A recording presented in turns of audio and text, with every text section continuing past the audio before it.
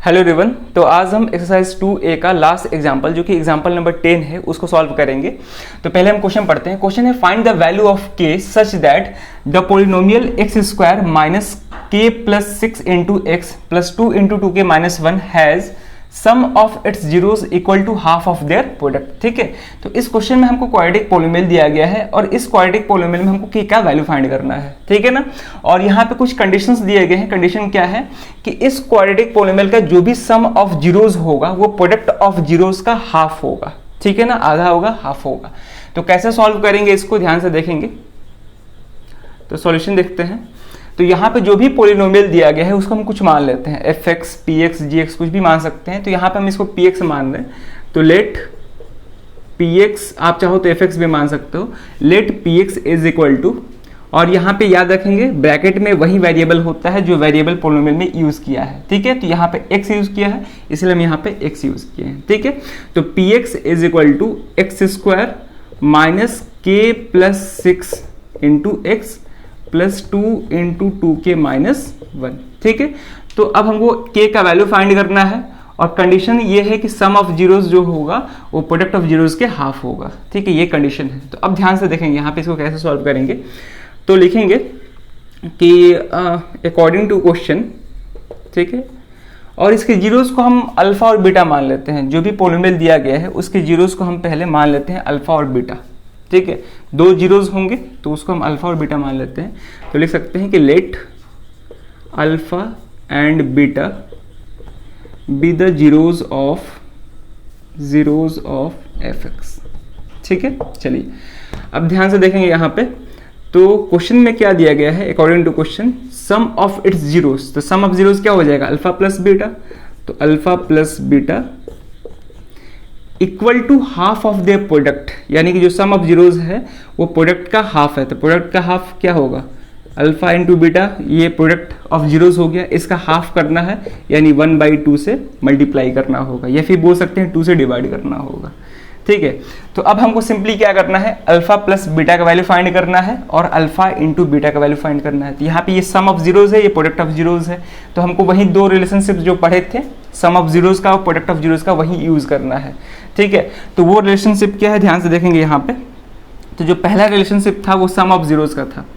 तो alpha plus beta वो होता है माइनस बी अपॉन ए के इक्वल। ठीक है, अब हम क्या कर रहे हैं कि जो भी पोलिनोमियल दिया गया है उसको स्टैंडर्ड फॉर्म ऑफ पोलिनोमियल से कंपेयर करेंगे, यानी कि हम इसको कंपेयर कर रहे हैं a x square plus b x plus c, यही होता है क्वाड्रेटिक पोलिनोमियल का स्टैंडर्ड फॉर्म। तो जब कंपेयर करेंगे तो यहाँ से a का वैल्यू क्या होगा, तो a एक्स स्क्वायर का कोफिशिएंट है और यहाँ पे एक्स स्क्वायर का कोफिशिएंट कुछ नहीं है मतलब 1 है, तो यहाँ से a का वैल्यू 1 आ जाएगा। ठीक है, b क्या है, x का कोफिशिएंट और यहाँ पे x का कोफिशिएंट है माइनस k प्लस 6। ठीक है, माइनस दोनों के साथ मल्टीप्लाइड है क्योंकि ब्रैकेट है यहाँ पे। ठीक है, तो b किसके इक्वल हो जाएगा, माइनस k प्लस 6।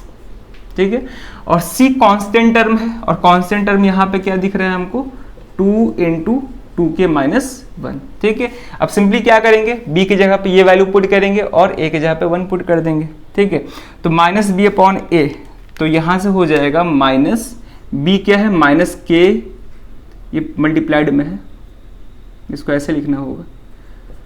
ठीक है, और यहाँ पे प्लस 6 डिवाइडेड बाई ए 1 है, तो यहाँ से माइनस इंटू माइनस प्लस हो जाएगा। सिंपली क्या आ गया, k प्लस 6, तो ये हो गया अल्फा प्लस बीटा का वैल्यू।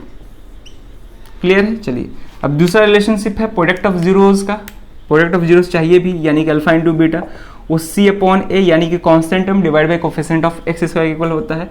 c क्या है यहाँ पे, 2 इंटू 2k माइनस 1, a 1 है, तो कितना वैल्यू आ गया, 2 इंटू 2k माइनस 1। अब सिंपली यहाँ पे सब्स्टिट्यूट कर देंगे और सॉल्व कर देंगे। यहाँ से आ जाएगा अल्फा प्लस बीटा क्या है, k प्लस 6 है, is equal to 1/2। Alpha into beta का वैल्यू क्या है, ये है 2 इंटू 2k माइनस 1। ठीक है, तो यहाँ से 2 से 2 कैंसिल हो गया, तो k plus 6 is equal to, ये हो जाएगा 2k माइनस 1। क्लियर है, अब हमको k का वैल्यू चाहिए तो k को एक तरफ करना होगा और कांस्टेंट को एक तरफ करना होगा। तो यहाँ से आ जाएगा, कांस्टेंट ये भी है, k भी कांस्टेंट ही है। ठीक है, नंबर्स को एक तरफ करना होगा, ये बोलने का मतलब था। तो ये इधर आएगा, या फिर हम इस k को उधर भेजेंगे और -1 को इधर लाएंगे, तो ये हो जाएगा 6 ये -1 इधर आएगा तो +1 हो जाएगा, और 2k ये +k हो जाके -k हो जाएगा, ठीक है। तो 6 + 1 7, और 2k - k क्या हो जाएगा, k हो जाएगा, 2k - k k के इक्वल हो जाएगा। तो यहाँ से k का वैल्यू क्या आ रहा है, 7 आ रहा है, ठीक है, यही आंसर होगा। तो इस क्वेश्चन में हमको k का ही वैल्यू फाइंड करना था, आसान क्वेश्चन था, ठीक है, सिंपल क्वेश्चन था।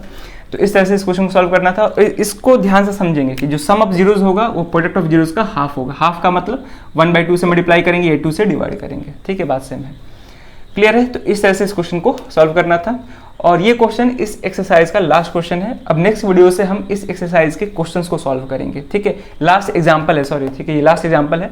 अब नेक्स्ट वीडियो से हम इस एक्सरसाइज के क्वेश्चंस को सॉल्व करेंगे, ठीक है। तो ये भी क्वेश्चन इंपॉर्टेंट है, क्योंकि ये भी क्वेश्चन सीबीएसई बोर्ड जो है 19 में पूछ चुका है, ठीक है। तो इसके पिछले वाला क्वेश्चन, यानी कि जो क्वेश्चन एग्जाम्पल नंबर 9 था और एग्जाम्पल नंबर 10, दोनों ही सीबीएसई बोर्ड जो है 19 में पूछ चुका है, ठीक है। तो क्वेश्चन को प्रैक्टिस करते रहिए। तो इस वीडियो में ये क्वेश्चन रहेगा। अब मिलते हैं नेक्स्ट वीडियो में नए क्वेश्चन के साथ। Thank you.